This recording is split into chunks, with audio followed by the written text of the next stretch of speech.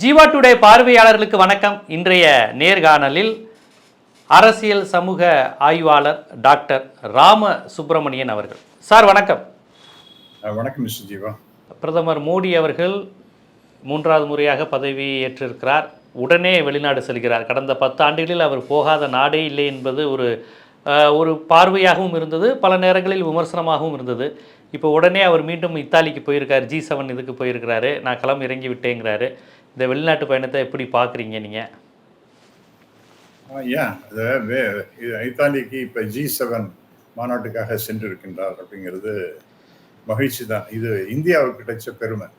இது என்ன இப்போ புதுசாக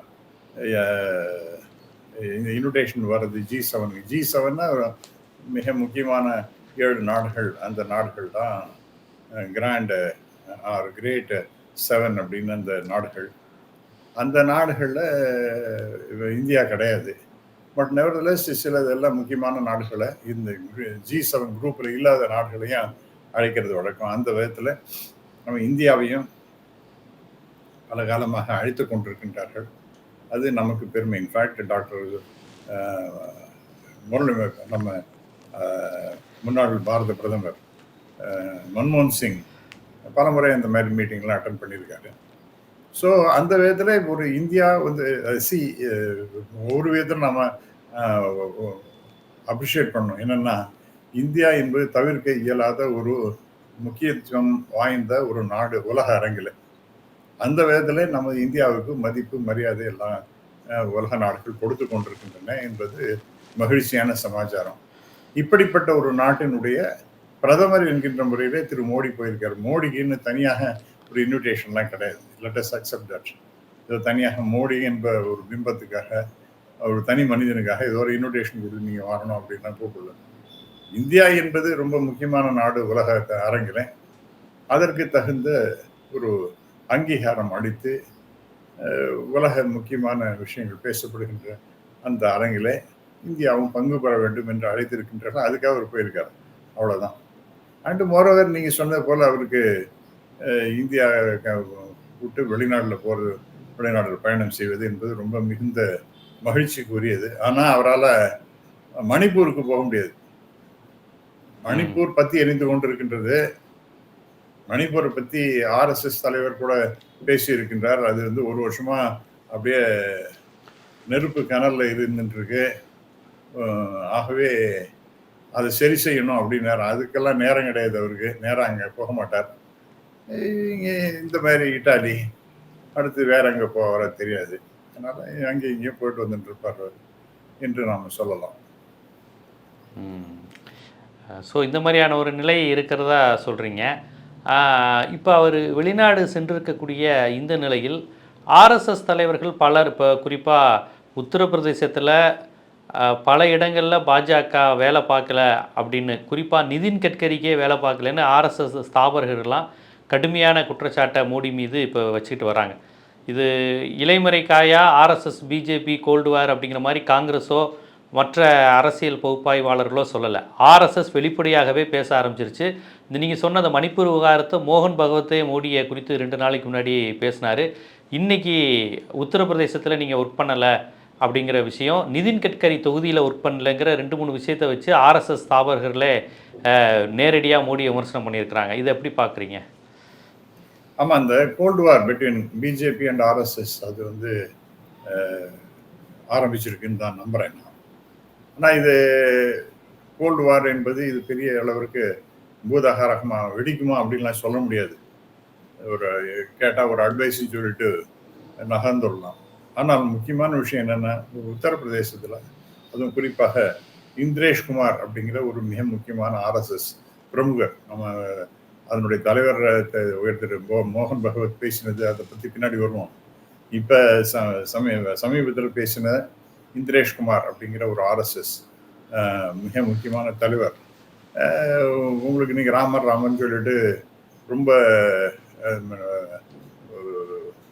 பெரிய அளவில் ஏதோ பேசி வேலையே செய்ய விட்டீங்க, அதனால ராமர் உங்களுக்கு தண்டனை கொடுத்து 240 நிறுத்தி விட்டார் அப்படின்னு சொல்லிட்டு முழு அதிகாரமும் கொடுக்கவில்லை, முழு மெஜாரிட்டி கொடுக்கல அப்படின்னு சொல்லிட்டு ராமர் கொடுத்த தண்டனைங்கிற மாதிரியே சொல்லிட்டார். It's a fact. அது ட்விட்டர்லேயும் வாட்ஸ்அப்லேயும் ஃபேஸ்புக்லேயும் எழுதி வெற்றி பெறலாம் என்றால் அது நடக்காது. களத்தில் நீங்கள் இறங்கி மக்களுடைய எண்ண ஓட்டங்களை புரிந்து கொண்டு அவங்களுடைய தேவைகளை பூர்த்தி செய்கின்ற வகையில் இருந்தால் தான் முடியும். இன்ஃபேக்ட் அந்த விதத்தில் பார்க்கும்போது காங்கிரஸ் மத்திய பிரதேசம் கோட்டை விட்டுடுதுன்னு எனக்கு வருத்தமாக இருக்கின்றது. அந்த இடத்துல அவங்க வந்து இன்னும் தீவிரமாக வேலை செஞ்சுருக்கணும். மத்திய பிரதேசத்தில் செஞ்சுருக்கணும், அதேமாரி ஹிமாச்சல் பிரதேசில் செஞ்சுருக்கணும். இதெல்லாம் இது மாதிரி சில இடங்கள்லாம் இருக்குது. அங்கெல்லாம் ஈவன் நம்ம கர்நாடகாவில் கூட இன்னும் தீவிரமாக வேலை செஞ்சுருந்தா ஒரு இந்த மாதிரி இடத்துல வேலை செஞ்சால் 110-15 இடம் ஈஸியாக கிடைச்சிருக்கும் அவங்களுக்கு. அதை செய்ய தவறி விட்டார்கள். பட் பிஜேபியை பொறுத்த வரைக்கும் இது வந்து ஒரு நல்ல படிப்பினை என்று நான் கருதுகின்றேன். இப்போ மறுபடியும் நீங்கள் ஆர்எஸ்எஸ் தலைவர் பேசினதை பற்றி எடுக்குவீங்க. அவர் முதல்ல சொல்கிறது டெமோக்ரஸிங்கிறதுங்கிறது என்ன? டெமோக்ரஸிங்கிறது இந்த தேர்தல் டெமோக்ரஸி உறுதி செய்யும் வகையிலே நடந்திருக்கின்றது. அந்த தேர்தலில் ஒரு காம்படிஷனாக தான் எடுத்துக்கணும். ஒரு ஓட்டப்பந்தயம் இருக்குன்னா யாரோ ஒருத்தர் ஜெயிக்கணும், தோக்கணும். அதில் வந்து ஒரு உத்வேகத்தோடு எல்லாரும் பங்கு பெறுகின்றார்கள். அதில் யாரோ ஒருத்தர் முதல் இடத்துக்கு வர போகிறார், இன்னொருத்தர் 2வது இடத்துக்கு. இப்போ 2வது இடத்துக்கு வந்து வரனா ஒன்றுமே இல்லாத போயிட்டான்னு அர்த்தமா என்ன? அப்படி இல்லையே. ஆகவே இட் இஸ் ஒன்லி காம்படிஷன். ஒரு ஹெல்தி காம்படிஷனாக இருக்கணும். ஆனால் இதை வந்து மிகப்பெரிய வாராக கொண்டு போய் ஒரு தேசத்துக்கு எகன்ஸ்டாக எதிர்கட்சிகள் இருக்கின்றனங்கிற சித்தரிப்பெல்லாம் பண்ணி அது பிஜேபி தான் இந்த நாட்டையே காப்பாற்றக்கூடிய வல்லமை பெற்றது அப்படிங்கிற மாதிரி மற்ற எல்லாருக்கும் தேச பற்றே கிடையாதுங்கிற மாதிரிலாம் டெபிக் பண்ணுது. பெரிய அதுவும் இல்லாமல் மிக மோசமான சித்தரிப்புகள். 2-3 விஷயம். இந்த நாடுங்கிறது எப்பவுமே இருக்கணும் சார். இன்னைக்கு திரு மோடி அவர்கள் இருக்கிற men may come and men may go, but the country will go on forever. அப்படிப்பட்ட நிலையில் இவர் வெற்றிக்காக ஏதோ ஒன்று அந்த சமயத்தில் பேசுறதுங்கிறது நாட்டுக்கு எவ்வளோ பெரிய துயரத்தெல்லாம் ஏற்படுத்தி இருக்கின்றது நம்மங்கிறத பார்க்கணும். உங்களுக்கு என்ன ராஜஸ்தானில் போய் இஸ்லாமியர்கள் அவ்வளோ படு மோசமாக தடுத்தது. அங்கே மட்டும் இல்லை, அப்புறம் அங்கே ஆரம்பிச்சது பிள்ளையார் சொல்லி போட்டது ராஜஸ்தானில். அது மறுபடியும் ஒரு இடமா 8 கட்ட தேர்தலையும் இஸ்லாமியர்களை படு மோசமாக சித்தரித்து இந்த நாட்டில் அவங்க இருக்கக்கூடாதுங்கிற மாதிரி ஏதோ தேச துரோகிகள்லாம் இங்கே இருக்காங்க அப்படிங்கிற மாதிரி ஹிந்து ஓட்டை வாங்கணுங்கிறது ட்ரை பண்ணேன். பட் ஃபார்ச்சுனேட்லி ஹிந்துக்கள் நன்றாக புரிந்து கொண்டிருக்கின்றார்கள். இந்த மாதிரி பேச்செல்லாம் நமக்கு தேவையில்லை, நாம் சுமூகமாக எல்லாரோடையும் இணைந்து செயல்பட வேண்டும் அப்படின்னு அவங்க புரிஞ்சுட்டு ஓட்ட போட்டிருக்காங்க. பர்டிகுலர்லி இன் உத்தரப்பிரதேஷ், அங்கே இஸ்லாமியர்களும் அதிகம், ஹிந்துக்களும் அதிகம். குறிப்பாக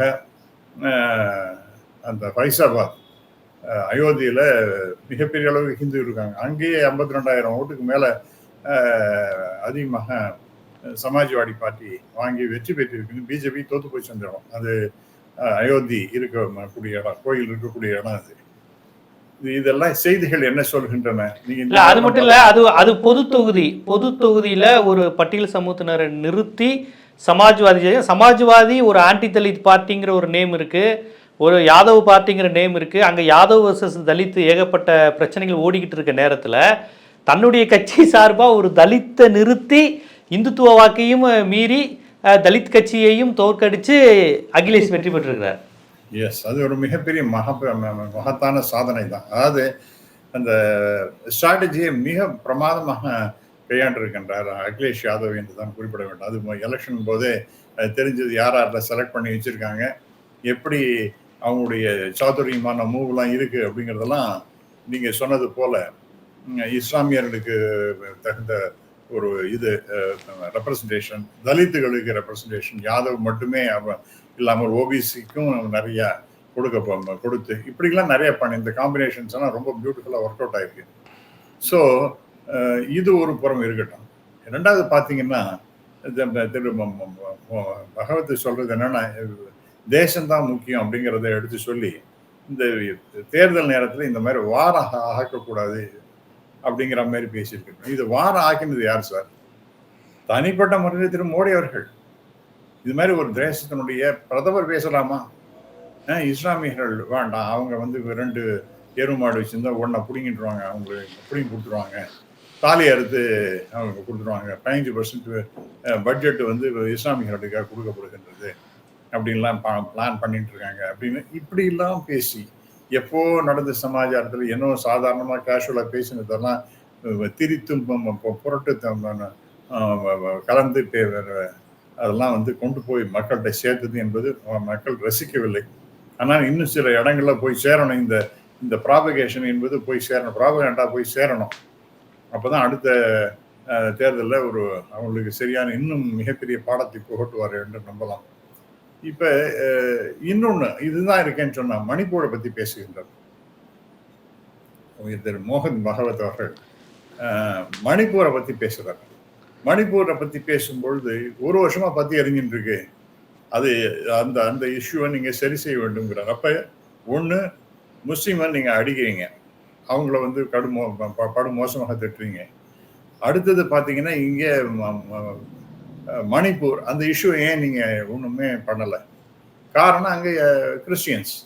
அப்ப இந்த மிக முக்கியமான 2 மதங்களையும் பிரித்தாளுகின்ற சூழ்ச்சி, அதாவது இந்துக்களுக்கு முக்கியத்துவம் கொடுத்து அந்த கன்சாலிடேஷன் வரணுங்கிறதுக்காக இஸ்லாமியர்களையும் கடுமையாக சாடுவது, கிறிஸ்டியன்ஸையும் கடுமையாக சாடுவது, இது வந்து இதை வந்து டெஃபினட்டா RSS ரசிக்கவில்லை என்று நன்றாகவே தெரிகின்றது. ஏன்னா அவங்களுக்கு தேசம்தான் முக்கியம். ஒரு முக்கியமான காரணம் சொல்றேன். உயர் திரு மோகன் பகவத் அவர்கள் ஒரு வருஷம் 1.5 வருஷத்துக்கு முன்னாடியே வெளிப்படையாக பேசினது என்னன்னா, இந்தியாவில் 20 கோடி இஸ்லாமியர்கள் இருக்கின்றார்கள், அவர்களெல்லாம் கொண்டு போய் கடல்ல தூக்கி போட்ட முடியுமா? அவர்களும் இந்தியர்கள் தானே அப்படின்னு பேசினார். அதாவது அவங்க ஆரிஜின்ங்கிறது அவங்க வந்து எங்கேயோ மெக்கால இருந்து மெதினால தான் வரல, இங்க இருந்தவங்க தான். அவங்க ஏதோ ஒரு காரணத்துக்காக அந்த மாதிரி போயிருக்கின்றார்கள். அதே போல கிறிஸ்தவர்கள் எல்லாரும் வேட்டிகன்ல இருந்து இங்க வந்துள்ள அவர்கள் ஏதோ காரணத்துக்காக ஒரு சிக்கந்தர் பட் உங்களுக்கு நல்லா தெரியும். சிக்கந்தர் பட் என்ற ஒரு முஸ்லீம் RSS மாதிரி அவருக்கு பெரிய பெரிய பொறுப்புகள்லாம் பிஜேபி வழங்கப்பட்டது. சிக்கந்தர் பட் ஆமா, அவர் வந்து மத்திய அமைச்சராகவும் இருந்தவர். அமைச்சரா இருந்தாரு. கர்வாப்சி யாருனாரு அவரு. அதான் நான் என்ன சொல்றேன்னா, நீங்க அந்த மாதிரிலாம் ஒரு வித்தியாச வேறுபாடுகள்லாம் நீங்க ரொம்ப எல்லாம் பண்ணினீங்கன்னா ரொம்ப கெடுதல். இப்ப இன்னொன்னு முக்கியமான ஜீவா, எனக்கு நீ இந்த கேட்டதுனால ஒரு விஷயம் சொல்றேன். ஏன்னா இந்த மாதிரி விஷயத்த டிஸ்கஸ் பண்ணும்போது பிஜேபிக்காரங்க உயிரை குறிச்சு இந்த டிஸ்கஷனே டெலிவிஷன் டிபேட்ஸ்ல கெடுத்துடுறாங்க. முக்கியமான சாராம்சத்தை பற்றி பேச ஆரம்பிச்சோம்னா, உதாரணமாக RSS அப்படின்னு சொன்னா, நீ என்ன RSS, நீ வெளியில போயிட்டேன்னு அவங்க இன்னும் பைத்தியம் மாதிரி நினைச்சிட்டு இருக்காங்க. அதாவது RSS ஒரு நான் வந்து 63ல் ஒரு RSS சுயம் சேவக்காக ஆனேன். இனி வரைக்கும் இருக்கேன், நாளைக்கும் இருப்பேன். RSS சுயம் சேவக் என்பவன் அவன் வந்து ஏதோ பிஜேபியில் இருக்கிறவனும் அப்படின்னு அர்த்தம் கிடையாது. எந்த கட்சியில் வேணாலும் இருக்கலாம், கட்சியில இல்லாம வேணாலும் இருக்கலாம். அதாவது பிஜேபியில் இருக்கிற அவ்வளவு பேரும் RSS கிடையாது, RSSல இருக்கிறவங்க அவ்வளவு பேரும் பிஜேபி கிடையாது. அண்டு ஒன்ஸ் இன்னொரு முக்கியமான பாயிண்ட், அது RSS இணக்கமாக மூவ் பண்ணவங்களுக்கு தெரியும். ஒரு முக்கியமான பியூட்டிஃபுல் ஸ்டேட்மெண்ட் RSS சொல்றது என்னன்னா, once an RSS, that is once a Swayam Sevak means always a ஸ்வயம் சேவக். மொத்தம் ஸ்வயம் சேவக் வந்துட்டான்னா கடைசி வரைக்கும் ஸ்வயம் சேவக் தான் அப்படின்னு. இதெல்லாம் பத்தி பேசணும்னா இவர் வந்து RSS ராமசுப்ரமணியன் RSS விட்டு போயாச்சு. It's not personal resignation. ஏதோ ஒரு மெம்பர்ஷிப்பு, அதுக்கு நான் ரெசிக்னேஷன் கொடுக்குறேன், அந்த மாதிரிலாம் ஒன்றும் கிடையாது. RSS உறுப்பினரே கிடையாதுல்ல, உறுப்பினர் அட்டை கிடையாதுல்ல சார். உறுப்பினர் அட்டை கிடையாது சார். ஆனால் நீங்க இந்த குரு பூஜை நீங்க அட்டன் பண்றீங்க, வருஷம் பகவத் கொடிக்கு நீங்க வந்தனம் செய்கின்றீர்கள் என்றால் you are an RSS man. And அவங்களுடைய கொள்கைகளுக்கு ஏற்று உங்களால் முடிந்த அளவிற்கு சுயமாக சமூகத்துக்கு பணியை செய்து கொண்டிருக்கின்ற சுயம் சேவக், சுயமாக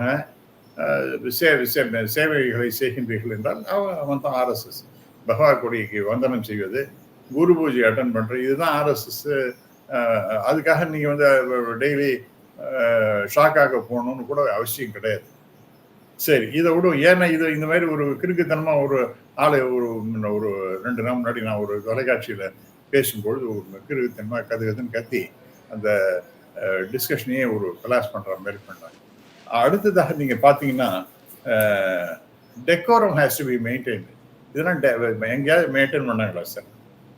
டெக்கோரம் வாஸ் நம்ம பிரதமருங்கிறவர் இப்ப உதாரணமாக இதை எடுத்துங்க சார், ஒரிசாவை எடுத்துங்க. உத்தரப்பிரதேசமே வந்து போய் தென்னகத்து மக்கள்லாம் உங்களெல்லாம் கண்ணாபண்ணான்னு திட்டுறாங்கன்னு சொன்னா அது எடுபடலை. ஆனால் ஒரு தமிழன் இங்க வந்து ரொம்ப டாமினேட் பண்ணிட்டு இருக்கான் அப்படிங்கிற மாதிரி ஒரு செய்தியை சொல்லி அங்க அந்த திருக்கோயில் இருக்கக்கூடிய அந்த பொக்கிஷ அறை, ஜெகநாத் டெம்பிள், அந்த அரசு அறையினுடைய பொக்கிஷ அறையினுடைய சாவி வந்து தமிழ்நாட்டுக்கு போயிடுதுன்னா ஒன்று அந்த பாண்டியனை திட்டுறாரு. அவர் என்ன பண்றாரு, அட போய் எனக்கு ஒன்றும் இங்கே I came here to serve the people and serve the president of BJD, எனக்கு அவர்கிட்ட இருக்கிற ஒரு நல்ல எண்ணத்தினால நான் ஒர்க் பண்ணேன், இங்கே இருக்கிற மக்களுக்கு ஒர்க் பண்ணேன், எனக்கு அரசியல் ஒன்றும் பெரிய ஈடுபாடெல்லாம் ஒன்றும் கிடையாது, அதனால் நான் வந்து அரசியல்லேருந்தே வெளியில் வரேன்னு சொல்லிட்டு ஜம்முன்னு அவருடைய ஸ்டேச்சரே மேலே போயிடுது. ஆனால் நீங்கள் என்ன பண்ணிட்டீங்க, ஒரு இனத்தையும் மோத விட்டு நீங்கள் அங்கே ஜெயிச்சிருக்கீங்க. இது எத்தனை நாள் ஓடும்? தமிழ் இனம் அப்படிங்கிறத கேவலப்படுத்தி அந்த ஒரிசா மக்கள்கிட்ட போய் எடுத்து சொல்லி அங்கே நீங்கள் ஆட்சிக்கு வந்திருக்கீங்க. இதெல்லாம் வந்து சந்திரபாபு நாயுடு போன்றவர்கள் புரிஞ்சுக்கணும். அவருக்கு நல்லா தெரியும், அவருடைய கட்சியில் இருக்கக்கூடிய 4-5 எம்பிசியும் உறவினர் தான் மோடி அவர்கள். அந்த கட்சியை சேர்ந்தவங்களாம் இதை தான் பண்ணி உடைக்கிறது, இழுக்கிறது, இதே வேலை. எம்எல்ஏ எம்பிசியும் இழுக்கிறது, இதே தான் வேலை அவங்களுக்கு. எதுக்கு சொல்றேன், இது இந்த டீசன்சி அண்ட் டெக்கோரம் அதை மெயின்டைன் பண்ணவே இல்லை அப்படிங்கிற மாதிரி ரொம்ப திரு பகவத் அவர்கள் எடுத்து சொல்லி டீசன்சியே இல்லை. அதாவது ஒரு பிரதமர் என்ற அந்த ஸ்தானத்தையே விட்டுட்டு ஒரு நாளாந்தர பேச்சாளர் மாதிரி வந்து பேசி இந்த எலெக்ஷன் ப்ராசஸையே கெடுத்துட்டாரு என்பதுதான் என்னுடைய அபிப்பிராயம். இல்ல மோகன் பகவத் இதே இதை தான் சொல்லியிருக்காரு. அதாவது யாருமே அரசியல் அரசியல் நாகரிகமே இந்த தேர்தலில் நான் பார்க்கல அப்படின்ட்டு பொதுவா யாருமே அரசியல் நாகரிகமான உரையாடலே கேம்பெயின்ல பார்க்கலையே அப்படிங்கிற மாதிரி மோகன் பகவத் சொல்லியிருந்தார். ஒரு 2 டேஸ்க்கு முன்னாடியே இதே வார்த்தையை தான் அவர் சொல்லியிருந்தார். எஸ் அதோட இல்லாம ஒரு ஸ்வயம் சேவக் அப்படிங்கிறவன் வந்து சர்வீஸ் மைண்டடா இருக்கணும். அவன் வந்து தானே முன்னிறுத்திக்கிறது, தன்னை வந்து முன்னிறுத்திக் கொள்வது என்பது மிக தவறானது அப்படிங்கிறத ரொம்ப அழகா அவர் ட்ரூ சயின்ஸ் சேவையை பத்தி டெக்காரத்தை மெயின்டைன் பண்ண. ஆனா அவர் என்ன, நான் வந்து தேவதூதன் மேலே இருந்து வந்தவனா, அம்மா அப்பாக்கே பிறந்தவன் கிடையாது அப்படிங்கிற மாதிரி பேசுறது, 56 இன்ச்சு மார்புங்கிறது, அப்புறம் மோடி சர்க்காருங்கிறது. இவர் மோடி சர்க்காரா, பிஜேபி சர்க்கார்னு சொல்றது கூட ரெடியா இல்லை அவரு. மோடிஸ் கேரண்டி. நான் வந்து இதோட அநியாயம் தெரியுமா உங்களுக்கு? அதெல்லாம் நல்ல வேலையா அது ரொம்ப பெரிய அளவுக்கு போகலை. 2014 எலெக்ஷன் ஹரஹர மோடி அப்படின்னு ஒரு இப்போ நார்மலாக என்ன சொல்கிறாங்க, கோயிலுக்கெல்லாம் போனால், சிவன் கோயிலுக்கு போனால், அதுவும் இந்த இதுக்கு காசிக்கு போனால் ஹரஹர மகாதேவ் அப்படிம்பாங்க. அங்கே போய் ஹரஹர மோடின்னு இவரை பற்றி இவரையே சாமி ஆகிட்டாங்க. அந்த அளவுக்கெல்லாம் போயிடுது. தனி மனித துதி என்பது ரொம்ப படும் மோசமாக போயிடுது. இதெல்லாம் வந்து கண்டிச்சிருக்காரு. ஆனால் எனக்கு என்னன்னா, இதெல்லாம் கண்டிச்சிருக்காரு. இப்போ நீங்கள் அப்பா சற்றே விலகி நெல்லும் பிள்ளாய் அப்படின்னு சொல்லிட்டு ஆர்எஸ்எஸ் நீங்கள் இருங்க சார், நீங்கள் 10 வருஷம் ஆண்டாச்சு போகிறோம், அடுத்து வேற யாரையாவது வச்சுட்டு நாங்கள் ஆட்சி நடத்தலாம் அப்படின்னு அவர் ஏதாவது ஒரு சஜஷன் கொடுத்துருந்தாருன்னா நல்லா இருந்திருக்கும். இப்போ நீங்கள் சொன்னாப்புல கட்கரி, அவரை தோகடிக்கிறதுக்காக கடுமையான முயற்சிகள்லாம் நடந்து நாக்பூரில், இருந்தாலும் அவர் வெற்றி பெற்று விட்டார் என்பது வேற விஷயம். இப்போ அந்த கட்கரியை நீங்கள் அப்புறம் ப்ரொஜெக்ட் பண்ணியிருக்கலாமே, அல்லது ராஜ்நாத் சிங் வந்து பிரைம் மினிஸ்டர் அப்படின்னு சொல்லியிருக்கலாமே. மீண்டும் எதற்காக இது அப்படிங்கிறதான் ஒரு பாயிண்ட். மீண்டும் ஆனால் தொடர்றது இது வந்து வெறும் அட்வைஸோட நிறுத்திட்டு இதை நாங்கள் சொல்லிட்டோம், கேட்டா கேள்வி விட்டா விடுன்னு அதை முடிச்சுட்டாருன்னா அது சரியா இருக்கும்னு சொல்றது. ஃபாலோ அப்பா மற்றபடி ஏதாவது செய்ய வேண்டும் என்று தான் நான் கருதுகிறேன். இப்போ இந்த நிலையில் அவர் இத்தாலி திரும்பியதும் இப்போ ஆர்எஸ்எஸ் எதிர்ப்பு, ஆர்எஸ்எஸ் மோகன் பகவத் நீங்கள் சொன்னது 2 நாளைக்கு முன்னாடி நடந்துருச்சு. இன்றைக்கி நீங்கள் சொன்ன மாதிரி அந்த இந்திரஜித் அப்படிங்கிற ஆர்எஸ்எஸ் பிரமுகர் இன்றைக்கி கடுமையாக ராமர் இஷ்யூவை குறித்து ராமரோட ஒப்பிட்டு கடுமையாக சாடி இருக்கிறார். அப்போ தொடர்ச்சியாக அந்த மாதிரி விமர்சனங்கள் வந்துக்கிட்டு இருக்கு. இந்த நிலையில் அக்னிபத்து அது இதுன்னு அதெல்லாம் கொண்டு வரக்கூடாது, நிதிஷோடைய இது இந்த மாதிரிலாம் விஷயங்கள் போகும்போது சிஏஏ வராது, அக்னிபத்து அவங்களால சரியாக இம்ப்ளிமெண்ட் பண்ண முடியாது, அப்புறம் காமன் சிவில் கொண்டு வர முடியாது. இவங்க நினைக்கிற அந்த அஜெண்டாலாம் இம்ப்ளிமெண்ட்லாம் பண்ணுறதுலாம் முடியவே முடியாது. இதெல்லாம் நிறைய செக்ஸ் அண்ட் பேலன்சஸ் வந்தாச்சு அப்படிங்கிறது தான் உண்மை. அப்போ இந்தியா திரும்பியதும் அவருக்கு ஒரு பெரிய செட்பேக் இருக்குது, பின்னடைவு இருக்குது. இயல்பாக கைகால அது இருந்தா ஆட்டி அவரா நான் என்ன நான் வந்து அவருக்கு பின்னடைவு வரணுங்கிறது கூட நான் சொல்லலை சார். அவருக்கே வந்து ஒரு சாட்டிஸ்ஃபேக்ஷன் வேணும். அது இது வரைக்கும் நான் வந்து சீஃப் மினிஸ்டராக 3 தடவை நான் குஜராத்தில் இருந்துட்டேன். அடுத்தது பார்த்தீங்கன்னா இப்போ இதாக இருக்கேன், பிரைம் மினிஸ்டராக 10 வருஷம் இருக்கேன். 3ஆம் தடவையும் என்னை எலெக்ட் பண்ணிட்டாங்க. சரி, இந்த மகிழ்ச்சியோடு நான் விலகி கொள்கின்றேன். வேற யாராவது அந்த இடத்துல என்னோட இடத்துல let somebody step into my shoes அப்படிங்கிற மாதிரி டிக்னிஃபைடாக விலகி போனால் நல்லது. இல்லைன்னா ஆர்எஸ்எஸ் அதுக்கு தகுந்த நடவடிக்கை எடுக்கணும். ஏன்னா இவருக்கும் 73 வயசுக்கு மேலே ஆயிடுது. இன்னும் ஒரு 1.5 வருஷம் தான் அதிகமாக போனா 75 வயசுங்கிறது இருக்க போகின்றது. அதனால இவரே டிக்னிஃபைடா நான் இப்போ G7 மாநாட்டை நான் அட்டன் பண்ணினேன். உலக அரங்கில் எல்லாரையும் பார்த்தேன். அமெரிக்க ஜனாதிபதியோட கைகுலுக்கினேன். பிரான்ஸ் அதிபரோட பேசினேன். இத்தாலிய பிரைம் மினிஸ்டரோட பிரைம் மினிஸ்டர் இவங்களெல்லாம் பார்த்தேன் அப்படின்னு அதெல்லாம் சொல்லிட்டு இத்துடன் என்னுடைய பணிகள் நிறைவடைகின்றன. இனிமே வேற யாரையா பார்த்துப்பாங்கன்னா அவரா விலகினா நல்லது. அல்லது ஆர்எஸ்எஸ் திரு எல்கே அத்வானிய வேண்டாம், நீங்க வந்து கட்சியினுடைய பிரசிடென்டா இருக்க வேண்டியதுலன்னு சொன்னாங்க பாருங்க. அது மாதிரி அவங்க சொன்னா நல்லது. அவங்க எல்லாம் சொன்னவங்களான்னு தெரியல சார். இது இன்னும் வெறும் இதுவும் ஒரு ஏதோ நாம சொல்ல வேண்டிய சொல்லிட்டோம். நம்முடைய கடமை இத்துடன் முடிந்ததுன்னு ஆர்எஸ்எஸ் இல்லாமல் இருந்தால் நல்லதுன்னு நான் நினைக்கிறேன். எப்படியா இருந்தாலும் இத்தாலியில் வந்து அவர் கடந்த முறை வெளிநாட்டுக்கு போன மகிழ்ச்சி, திருப்தி, அந்த ரிலாக்ஸேஷன் இருக்காதுல்ல. ஒரு பக்கம் நிதி இல்ல கிடையாது. இல்ல அது வந்து முன்னாடியே இத்தாலியை விட்டுருங்க, உலக அரங்கிலேயே அவருடைய மதிப்புங்கிறது குறைஞ்சு போச்சு. ஏன்னா அவரோட இடத்துலயே முதல்ல ஒரு 3-4 ரவுண்டு லோவர் ரோடு தான் வாங்கினார். அப்புறம் ஏதோ வெற்றி பெற்றார் என்பது வேறு. அப்புறம் முன்னாடி மாதிரி இவர் இன்வின்சிபிள் பர்சனாலிட்டி அப்படிங்கிற அந்த இமேஜ் எல்லாம் போயிடுது. அதனால உலகத்துக்கு இந்தியா வேணும். இந்தியா நிச்சயமாக வளரும். இப்போ உங்களை போல ஜீவா போன்ற யங்ஸ்டர்ஸ்லாம் நிறைய பேர் இருக்காங்க. உங்களுடைய கான்ட்ரிபியூஷன்ஸ்னால இந்தியா கட்டாயமாக வளரத்தான் போகிட்டு வளர்ந்து கொண்டு தான் இருக்கு. ஆனால் அதுக்காக இவருக்கு வந்து முக்கியத்துவம் கொடுக்கணும். இவர் வந்து ஒரு டிவிசிவ் கேரக்டர் அப்படிங்கிறது அங்கெல்லாம் நல்லாவே தெரியறது. அதனால இவருக்கு தனிப்பட்ட முறையில் இவர் வந்து தன்னையே தான் ப்ரொஜெக்ட் பண்ணி கொள்றது அப்படிங்கிறதெல்லாம் உலக அரங்கில் இவருக்கு அந்த முன்னாடி இருந்த அந்த ஒரு அங்கீகாரம் என்பது இருக்காது. தனிப்பட்ட அங்கீகாரம் என்பது ரொம்ப குறைஞ்சு போயிருக்கும்.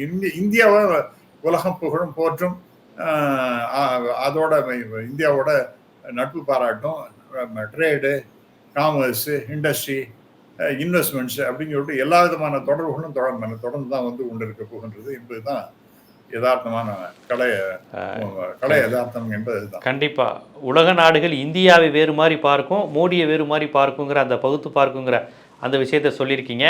மற்றபடி கடந்த முறை இருந்த அந்த பலம், அந்த திருப்தி, அந்த மகிழ்ச்சி அவரிடம் இருக்காது.